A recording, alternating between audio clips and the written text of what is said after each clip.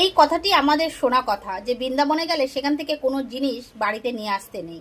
কেন নিয়ে আসতে নেই, কিসের জন্য নিয়ে আসতে নেই?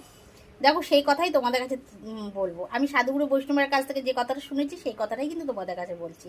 বৃন্দাবনে যেসব জিনিস থাকে, ধরো সেটা গাছ হতে পারে, পাথর হতে পারে, বা ধূলিকণা হতে পারে, জীবজন্তু হতে পারে, যে কোনো জিনিস, যে কোনো বস্তু, তারা কিন্তু অনেক সাধনা করে তারপরে ব্রজভূমিতে থাকার সৌভাগ্য লাভ করেছে। আর তার জন্য তাদের অনেক ভজন সাধন করতে হয়েছে। যারা এই জিনিসগুলো মানে তারা আমার সাথে একমত হবে, যারা মানে না তারা কিন্তু বলবে এটা ফালতু কথা।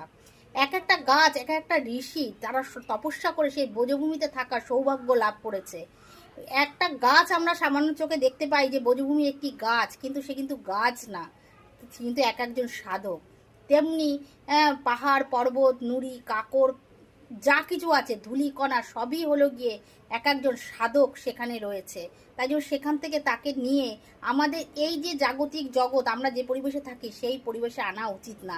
তাতে তাদের মনে দুঃখ লাগবে এবং সেই দুঃখের থেকে একটা নিঃশ্বাস কিন্তু আপনার উপর পড়বে। তাই জন্য কখনো আপনি ব্রজভূমির থেকে কোনো জিনিস নিয়ে আসবে না, বরঞ্চ এখান থেকে কোনো জিনিস নিয়ে যদি বৃন্দাবনে রাখতে পারেন তাতে কিন্তু আপনার পুণ্য বেশি হবে।